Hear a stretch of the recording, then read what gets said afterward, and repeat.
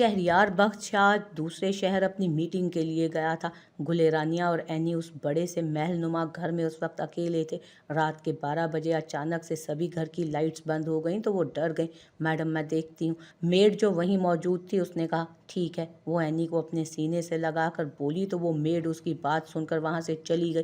ابھی 1 منٹ بھی نہیں ہوا تھا کہ باہر سے اس میڈ کی چیخ سنائی دی تو وہ ڈر کر اینی کو اٹھائے اندازے سے باہر نکلنے لگی۔ نجمہ وہ میڈ کو آوازیں دیتی روم سے باہر نکلی تو اسے کسی کے قدموں کی آواز سنائی دی تو وہ ڈر کر پیچھے ہٹنے لگی۔ کون ہے؟ وہ ہکلاتے ہوئے بولی۔ تمہارا سابقہ شوہر جانے من۔ اپنے بے حد قریب جہانگیر زیب کی آواز سن کر وہ لرز اٹھی، اینی کو مضبوطی سے پکڑ کر تیزی سے روم میں داخل ہوئی اور دروازہ بند کرنے لگی کہ اس نے آگے آ کر دروازہ پکڑا۔ نہ جانے من، یہ غلطی مت کرنا، ورنہ جانتی ہو میں کیا کر سکتا ہوں، کیونکہ رات بھی وہی ہے اور تم بھی جانے من وہی ہو جس کے نازک وجود پر میرے پینٹ کی بیلٹ پڑا کرتا تھا۔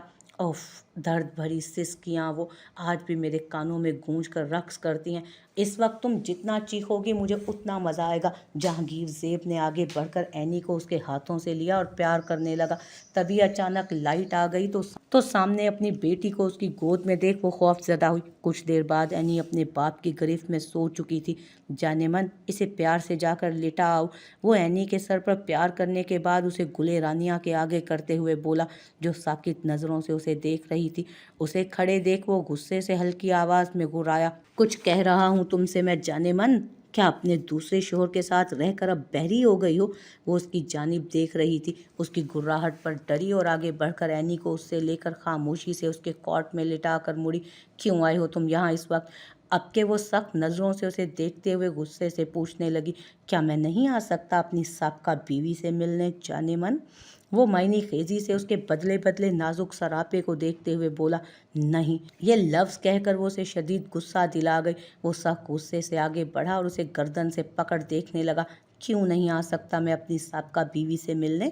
بتا مجھے۔ ہاں، اب سمجھا، اب وہ تیرا شوہر تجھے مزے کراتا ہے، اس لیے تو اب مجھے یہاں دیکھ کے نخرے کر رہی ہے۔ جب وہ اس کے نکاح میں تھی تب وہ ہر رات اسے اسی لہجے میں، اسی بولی میں بولتا تھا۔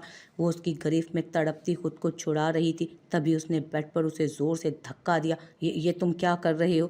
اسے اپنی بیلٹ نکالتے دیکھ وہ سخت ڈر کر بیڈ پر پیچھے کی طرف کھسکتے ہوئے بولی، تجھے وہ راتیں یاد دلا رہا ہوں جو تو کمینی عورت کسی دوسرے مرد کے ساتھ رہ کر اپنے سابقہ شوہر کو بھول رہی، اسی شوہر کو یاد دلانا چاہتا ہوں تجھے۔ وہ بیلٹ نکال کر اوپر اٹھا اور پہلا وار اس نے اس کی کمر پر کیا تو وہ چیخ اٹھی۔ تبھی وہ آگے بڑھا اور سختی سے اس کے منہ پر ہاتھ رکھ اس کی چیخوں کا گلا گھونٹنے لگا۔ چپ جانے من، ہماری بیٹی جاگ جائے گی۔ وہ ظالم شخص اس کی سماعت میں اپنی دہشت کردہ آواز چھوڑتا اپنا دوسرا ہاتھ نیچے لے جا کر اس کا دوسرا وار اس کی ٹانگوں پر کر گیا تو اس کی سخت ہتھیلی کے نیچے دبے نازک لب درد کی شدت سے پھڑپھڑا اٹھے۔ آواز اس کی مضبوط ہتھیلی کے نیچے دب کر رہ گئی۔ آج پہلی بار اسے شہریار بخش شاہ کا خیال آیا۔ وہ اسے اپنے دل میں پکارنے لگی، لیکن شاید اب بہت دیر ہو چکی تھی۔ اب وقت اور شاید اس کی سانسیں اس کے اوپر جھکے ہوئے شخص کے ہاتھوں میں تھی۔ جانے من، تم نے مجھ پر کسی دوسرے مرد کو برتری دے کر اچھا نہیں کیا۔ تو میری نہیں تو اس دوسرے مرد کا بھی میں تجھے ہونے نہیں دوں گا۔ اسے مار کر نڈھال کرنے کے بعد وہ پیچھے ہٹا اور اس پر پیٹرول چھڑک کر اپنی جیب سے ایک لائٹر نکال وہ لبوں میں دبی سگریٹ کو جلا کر اسے آگ کا شعلہ دکھا کر بیڈ سے بہت دور جا کھڑا ہوا اور کاٹ کی جانب بڑھتا۔ اپنی بیٹی کو کاٹ سے اٹھا کر وہ جلتا لائٹر بیڈ کی جانب اچھالتا اس روم سے باہر نکلا۔ اس کے باہر نکلتے ہی تھوڑی دیر کے بعد ہی اندر گل رانیہ کی چیخیں سنائی دینے لگی، اور جب وہ اپنی 6 ماہ کی بیٹی کو لے کر اس محل نما خوبصورت گھر سے باہر نکلا تو آگ اس خوبصورت گھر کو جلانے لگا اور وہ وہیں کھڑا نفرت سے اس گھر کو جلتے ہوئے دیکھنے لگا جس میں ایک معصوم جل کر شاید اپنی زندگی کی آخری سانسیں گن رہی تھی۔ خوبصورت صبح کا آغاز ہو گیا تھا۔ کسی کے لیے یہ صبح خوبصورت تھی تو کسی کے لیے درد سے کم نہیں ہونے والی تھی۔ وہ اسے سرپرائز دینے کے لیے اسے بنا بتائے اپنی میٹنگ ختم کرتے یہاں آیا، لیکن اپنے گھر کو جلتے ہوئے دیکھ کر وہ تیزی سے دیوانہ وار اپنے گھر کی طرف بڑھنے لگا۔ आप अंदर नहीं जा सकते। एक पुलिस एहलकार ने उसे ना पहचानते हुए कहा, डैम इट, अंदर मेरी बीवी और बेटी हैं। वो उस एहलकार की जानिब देखते शिद्दत से गुर्राया, लेकिन सर हम फिर भी आपको अंदर नहीं जाने दे सकते, अभी आग बुझी नहीं है, अंदर जाना खतरे से खाली नहीं, सारा घर आग की लपेट में है। एक ऑफिसर आगे बढ़ा और उसे कंधे से पकड़कर कहने लगा, तुम्हारा क्या मतलब है ये कि अंदर जाना खतरे से खाली नहीं? वहाँ बीवी है, मेरी बेटी है, मैं यहाँ कैसे हाथ पर हाथ धरे खड़ा रहूं? वो उन्हें हटाने की कोशिश करता गुस्से से चीखा, सर आप समझ नहीं रहे, घर पूरा जल चुका है। और वो ऑफिसर उसे अब समझा समझा कर थक चुका था। और क्या, अगर अगर मेरी बीवी और बेटी और मेड को कुछ हुआ तो बताओ इसके जिम्मेदार कौन होंगे? वो सख्त गुस्से से खुद को छुड़ा कर बोला। तभी स्ट्रेचर पर एक बॉडी को बाहर लाते हुए देख वो साकित रह गया और वो तेजी से आगे बढ़ा। नहीं नहीं, उस बॉडी के झुलसे हुए हाथ पर वो ब्रेसलेट देख वो नफी में सर हिलाने लगा। वो ब्रेसलेट हमेशा गुले रानिया के हाथों में होता था। ये देख वो तेजी से आगे बढ़ा और उस पर से चादर हटाकर उसने तेजी से अपनी आंखें बंद की, क्योंकि उसका चेहरा पूरी तरह जल चुका था। नहीं गुले रानिया, ये मेरी गुल नहीं हो सकती। वो नीचे गिरते हुए उस स्ट्रेचर से दूर होते हुए जोर जोर से चीखते हुए कहने लगा, मौत ने उनकी कहानी शुरू होने से पहले ही खत्म कर दी थी। ये कैसे हो सकता था? वो तो अभी मिले थे, इतनी जल्दी वो एक दूसरे से बिछड़ेंगे ये गुमान में भी ना था उसके। बहुत दर्दनाक था उसके लिए ये सब। वो नीचे जमीन पर गिरा, जोर जोर से रोते हुए अपना सर जमीन पर मारने लगा। सर हौसले से काम ले, और ये आग, ऑफिसर ने आगे बढ़कर उसके कंधे पर हाथ रखते हुए कहा, ये आग किसी ने जानबूझकर लगाई है। ये बात सुनकर शहरयार बख्त की आंखें सुर्ख अंगारों में बदलने लगी। वो यकदम से सर ऊपर उठाकर उस ऑफिसर को देखने लगा। घर में सिर्फ 2 लाशें मिली हैं, किसी बच्ची की। वो ऑफिसर उससे पहले के आगे कुछ कहता, उसने हाथ उठाकर जब्त से सुर्ख होती आंखों को उस ऑफिसर पर जमाकर उसे आगे कुछ भी कहने से रोक दिया। ये जिस बुज़दिल का भी काम है ना, वो अब अपनी ज़िंदगी की आखिरी सांसें गिने, क्योंकि मैं बहुत जल्द उसकी सांसें छीन लूँगा। लहजे में वहशत टपक रही थी और आंखों में उस इंसान के लिए बेपनाह नफरत जिसने उसकी ज़िंदगी और उसके घर को खाक में मिला दिया था। अब वो उस इंसान को बिल्कुल भी नहीं छोड़ेगा, उसे तबाह कर देगा। ये अहद करता हुआ वो उठा जिसने उसे तबाह कर दिया था और उसकी जानिब बढ़ने लगा, जहाँ उसकी ज़िंदगी, उसकी महरम ज़िंदगी की बाजी हार कर एक स्ट्रेचर पर पड़ी थी। कितने लोग थे वो? उस वक्त वो हॉस्पिटल में अपने सिक्योरिटी गार्ड के पास था, जिसे उस इंसान ने चाकू से वार करके बुरी तरह जख्मी कर दिया था। एक गार्ड तो मौके पर ही हलाक हो गया, और इस गार्ड की किस्मत अच्छी थी और उस कातिल की बुरी जो आज जिंदा था। सर वो एक ही था। वो गार्ड नकाहत से बोला, क्या एनी मेरी बेटी को उसे ले जाते हुए तुमने देखा था? वो संजीदगी से उससे पूछ रहा था, जो रोके बगैर उसके सवालों के जवाब दे रहा था। मैंने नहीं देखा, उसने मुझे और सलीम को चाकू से मारा था। वो मौके पर चल बसा, लेकिन मैं बेहोश हो गया, इसीलिए बाद में जो हुआ मुझे नहीं पता। सर मुझे माफ़ कर दें, मैं अपनी ड्यूटी सही से अंजाम नहीं दे पाया। वो सब बातें याद करता हुआ बोला जो उस हादसे से पहले पेश आया। आखिर में वो रोते हुए अपने हाथ जोड़कर बोला, शकील, इसमें तुम्हारी कोई गलती नहीं, गलती मेरी है। मैंने अपनी बीवी और बच्ची को अकेला क्यों छोड़ा? शायद मुझे उसी की सज़ा मिली। वो कौन था? क्या तुमने उसका चेहरा देखा था? वो उसके जुड़े हुए हाथों को खोलते हुए बोला, जी सर, मैंने देखा था। उसे अच्छे से उसका चेहरा याद था, क्योंकि वो शख्स इतनी दलेरी से वहाँ बिना चेहरा छुपाए आया था। शायद ये प्लान उसने सोच समझ कर किया था सब। क्या वो ये था? शहरयार बख्त शाह ने अपना मोबाइल स्क्रीन उसके सामने करते पूछा, तो वो जोर जोर से सर हाँ में हिलाने लगा। जी जी सर, ये वही है। वो गार्ड के कंधे पर हाथ रखकर तेजी से बाहर निकला तो उसके पीछे ऑफिसर भी निकलने लगे। गजलान साईं भी उसी हॉस्पिटल में अपनी नूरे हरम को लाया था, जहाँ शहरयार बख्त शाह अपनी गुले रानिया के कातिल के बारे में जानने के लिए अपने गार्ड से मिलने आया था। लेकिन सामने गजलान शाह की चीख पर वो रुका और उस तरफ देखने लगा, जहाँ वो डॉक्टर से तड़प कर अपनी बीवी की खैरियत दरियाफ्त कर रहा था। वो ये मंजर देख सख्ती से अपनी आंखों को मीच कर कुछ देर पहले खुद पर गुजरे सानेह को सोचने लगा, तो उसके सर में एक शदीद दर्द की टीस उठी। उसने सर पकड़ लिया और लड़खड़ाया। पीछे से आते ऑफिसर ने उसे देखकर पकड़ा और सामने रखी कुर्सी पर बिठाया। Sir are you fine? Officer उससे पूछने लगा। या हम फाइन। दिल में जान से प्यारी बीवी और बेटी का गम लिए वो फिर भी ऑफिसर से खुद के ठीक होने का कहने लगा। जबकि उसकी नज़रें अभी तक गजलान शाह पर थीं, जो अब चेहरे पर सुकून लिए खड़ा था। अचानक वहीं सजदे पर गिरा और रो रो कर हॉस्पिटल की छत की तरफ देखकर पता नहीं क्या कहने लगा। सर, हमने आपकी फैमिली को इन्फॉर्म कर दिया है, वो बस आती ही होगी। ऑफिसर की बात पर वो तेज़ी से उठा और हॉस्पिटल से बाहर की जानिब बढ़ने लगा। गजलान साई ने अभी तक उसे नहीं देखा था। अगर देख लेता तो वो उसकी तकलीफ से सुर्ख होती आंखें देखकर शायद पिघल जाता, क्योंकि उस वक्त वो भी उसी तकलीफ से गुजर रहा था जिससे वो। डॉक्टर साहब, अब वो कैसी है? वो बेचैनी से चक्कर काट रहा था कि इमरजेंसी वार्ड का दरवाज़ा खोल। डॉक्टर्स की टीम बाहर निकली। वो तेज़ी से आगे बढ़कर उनसे पूछने लगा। डॉक्टर इलियास जुनेजो उसे देखने लगा, क्योंकि वो उसका एक मुरीद था और ये भी जानता था कि वो पीर के तख्त पर क्यों बैठा था। पीर साईं, वो बेहतर है, लेकिन हम बेबी को नहीं बचा सके। I am sorry. डॉक्टर की बात पर वो जो खुश हो रहा था, अगली बात सुनकर उसकी आंखों से आंसू बहने लगे। ये आप क्या कह रहे हैं डॉक्टर साहब? वो डॉक्टर की टीम को देखते हुए बोला। देखें, उन पर पत्थर बरसाए गए थे। ये पुलिस केस होने के बावजूद भी हमने आपकी वजह से ये हैंडल किया, वरना हम इस तरह के केसेस इन्वेस्टिगेशन से पहले बिल्कुल भी हैंडल नहीं करते। हम आपके मुरीद हैं। वैसे ये लड़की आपकी लगती कौन है? मुझे अच्छे से पता है। आपने वादा किया था कि आप शादी नहीं करेंगे, फिर ये कौन है? वो डॉक्टर उनके गांव के पास के डॉक्टर के सरपंच का भाई था, इसलिए उसे ये सब पता था। आप कैसे डॉक्टर हैं, अपने पेशेंट का ट्रीटमेंट करने की बजाय यहाँ खड़े होकर उसका बायोडाटा मालूम कर रहे हैं? अफसोस हो रहा है हमें आपको डॉक्टर के कोर्ट में देखकर। इलियास जुनेजो वो अफसोस भरी नज़रों से उस डॉक्टर को देखने लगा तो वो सख्त शर्मिंदा हुआ, जबकि वो वहाँ खड़ा ये सोचने लगा। गुस्से से उसकी मुट्ठियाँ कसने लगी।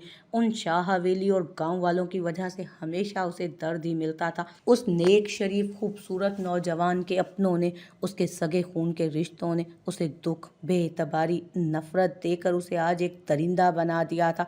आज उन लोगों की वजह से वो एक बहुत बड़ी खुशी से महरूम हो गया था। वो उन मर्दों को बर्बाद कर देना चाहता था जिसने उसे बर्बाद किया था। वो किसी को भी नहीं छोड़ना चाहता था। उसने शराफत का दामन छोड़कर जुल्म को अपना लिया था। हवेली के बाहर हमेशा सिक्योरिटी के लिए हवेली के वो मर्द मुलाजमीन होते जिन्हें ट्रेन किया गया था। आज भी मामूल की तरह 10 मुलाजमीन हवेली के हर हिस्से में घूम रहे थे। वो हवेली के बाहर खड़ा ऊंची दीवारों को देख रहा था और सोच रहा था कि अंदर कैसे जाना चाहिए। तभी पीछे से आकर किसी ने उसके कंधे पर हाथ रखा तो वो चौंका और अपने साथ खड़े जकी मलिक को देखने लगा, जो खबासत भरी मुस्कुराहट चेहरे पर सजाए उसी को देख रहा था। मैंने पता किया है अपने खास बंदे से जो इस हवेली में काम करता है। उसने कहा था कि सब हवेली के मर्द शहर गए हैं, इस वक्त सिर्फ 3 औरतें हैं अंदर। तुम लाले किसकी जिंदगी तबाह करने आए हो यहाँ?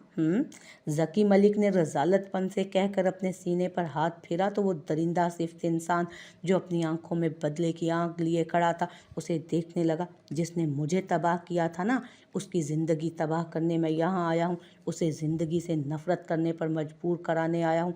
मैं उसकी सांसों को तंग कर दूंगा उस पर, लेकिन उसे मरने नहीं दूंगा। उसे ऐसा दर्द दूंगा कि वो सारी ज़िंदगी खुद से भी डरेगी।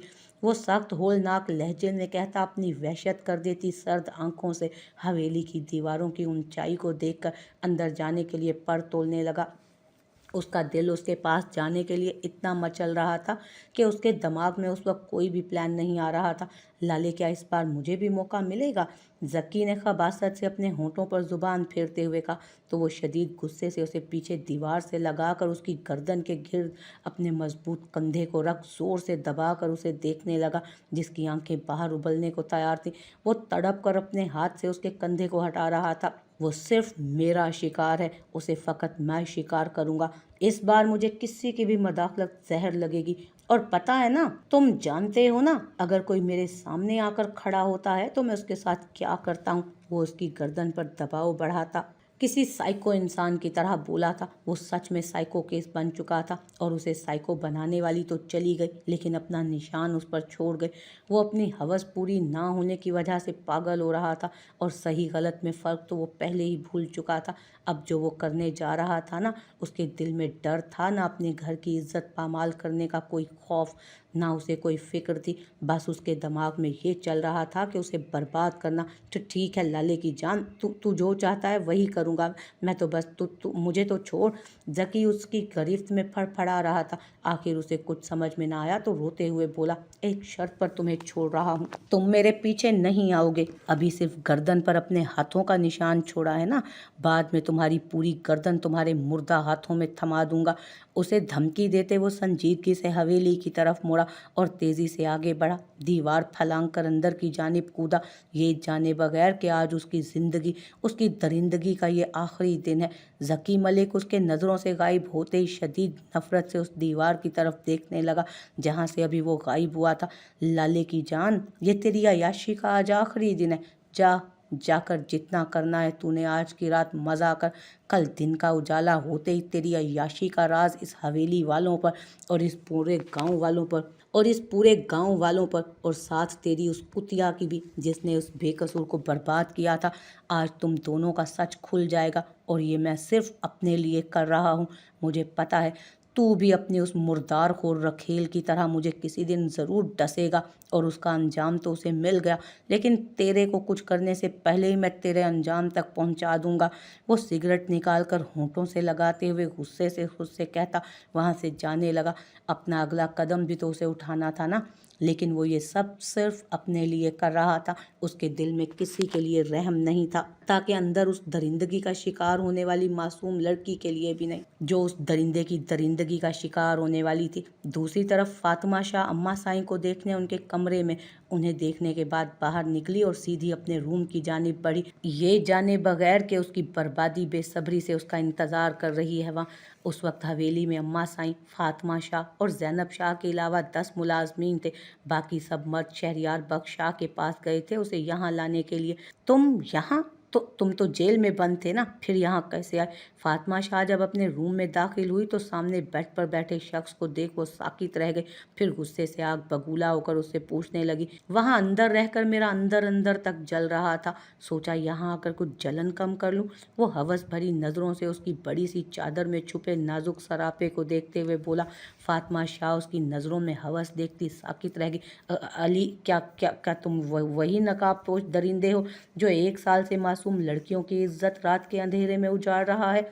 वो उसकी आंखों में हवस देखती टूटे फूटे अल्फाज अपने मुंह से निकालकर कदम पीछे ले जाने लगी। हाँ, मैं वही दरिंदा सिर्फ शैतान हूँ जिसने 1 साल पहले इस गांव की 2 लड़कियों को उजाड़ा और एक पास के गांव की। तुम्हें याद है ना मारवी शर्जील, मूसा बाबा की बहू, वो शर्जील सोमरो जो अपनी प्यारी सी बीवी की मौत को सह ना सका।